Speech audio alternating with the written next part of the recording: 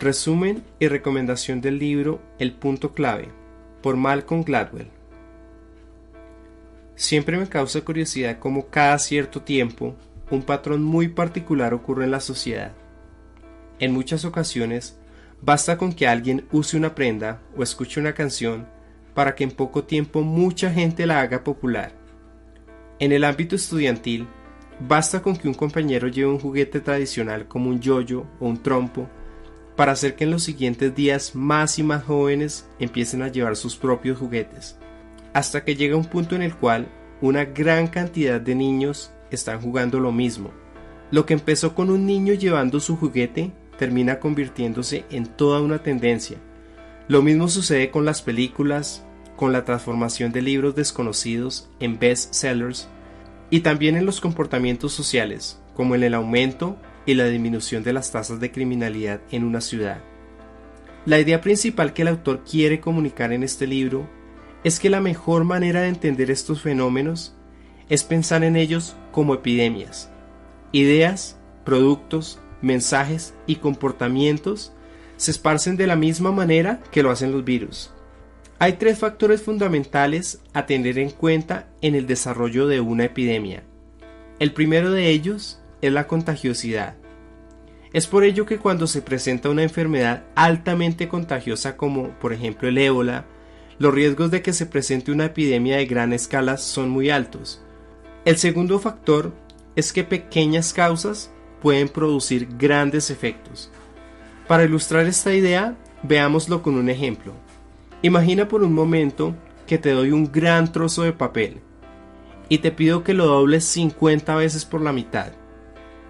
Ok, sé que es muy difícil hacerlo incluso 7 veces, pero imagina que lo puedes doblar 50 veces. ¿Qué tan grande piensas que podría ser luego de doblarlo 50 veces? Mucha gente pensará que después de hacer todos estos dobleces será tan grueso como un directorio telefónico. Quizás los más osados digan que es tan grande como un refrigerador. Pero, ¿creerías que la verdadera distancia es equivalente a la distancia de la Tierra al Sol?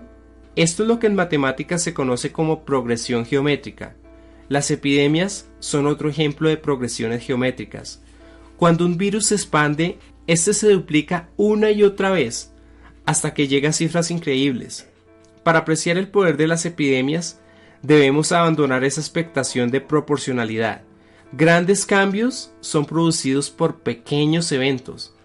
Algo tan simple como una enfermedad contagiosa mal diagnosticada puede generar su expansión en toda una población de una manera insospechada. Y el último factor que tenemos es que el desarrollo de una epidemia no sucede de manera gradual, sino que es de un momento para otro. Si una enfermedad se duplica muchas veces, unos pocos días son suficientes para que poblaciones muy grandes se contagien. Esta misma lógica es la que siguen ciertos patrones en la sociedad. Una idea, un producto, un comportamiento, una tendencia de moda puede llegar a muchas personas en un periodo de tiempo relativamente corto. Sin embargo, para que una idea pueda ser transmitida de manera considerable, se necesitan personas que tengan cierta influencia dentro de una sociedad. Malcolm Gladwell identifica 3 tipos de personas que pueden jugar un rol vital en cuanto a la expansión de ideas. Estos son los conectores, los enterados o expertos y los vendedores. Los conectores son aquellas personas que tienen gran habilidad de hacer muchos amigos. Su círculo social es muy grande, de tal forma que si cierta información pasa por ellos, es muy fácil que ésta sea retransmitida a cada uno de sus conocidos y cada vez más y más gente va a saber acerca de este producto o idea nueva. Los enterados son ese tipo de personas que están buscando siempre nueva información, leen periódicos, leen revistas, libros. Son ese tipo de personas a las que acudimos muchas veces a que nos den consejos sobre qué producto debemos comprar, dónde podemos conseguir los mejores precios, qué nuevas tecnologías han aparecido. Es claro que si un producto o idea interesante llega a ellos, la podrán transmitir a la hora de brindar asesoría a las demás personas. Y por último, tenemos los vendedores, que son ese tipo de personas que a través de su actitud pueden persuadir a las demás personas a realizar algo. Por lo general su círculo de influencia también es bastante amplio, como para generar el principio de una tendencia. Esto es lo que se denomina el principio de los pocos. Una epidemia social no se propaga por sí misma.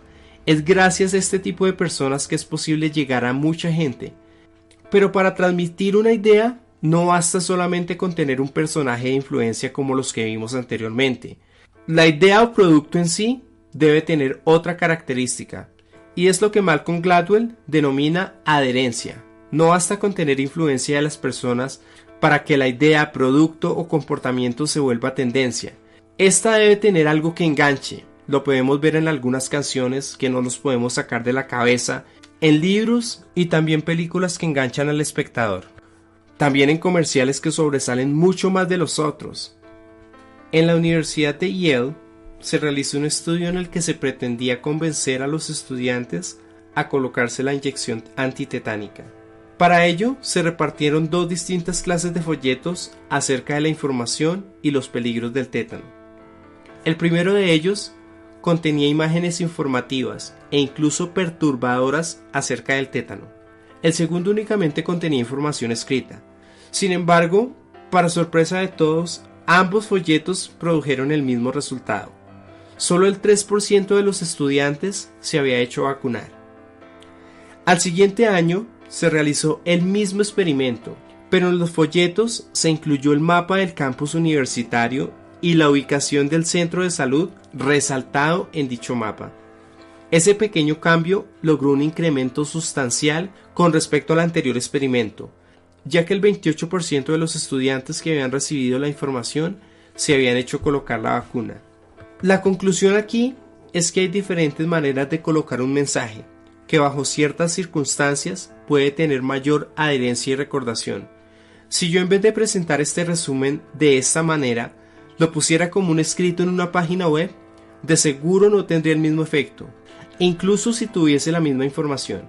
En ocasiones un cambio sutil en la forma de comunicar las ideas puede representar el éxito en cuanto a la comunicación y expansión de las ideas.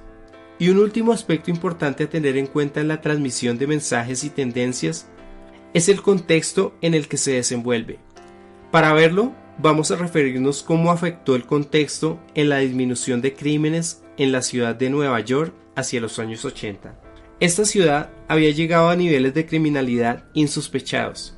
En promedio se tenían 2.000 asesinatos y 600.000 presos cada año.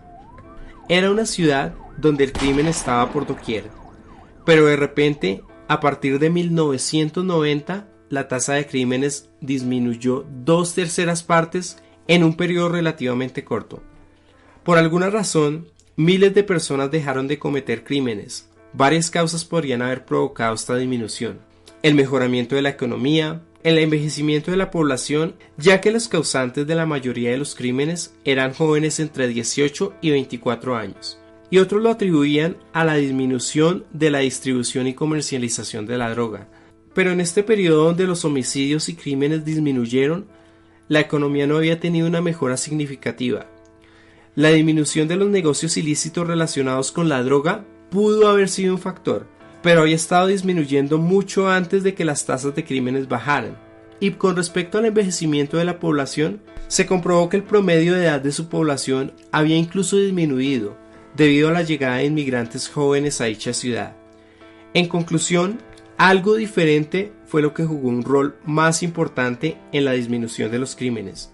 Para saber qué fue lo que afectó en mayor medida esta disminución, tenemos que hablar de un fenómeno, y es el fenómeno llamado la teoría de la ventana rota.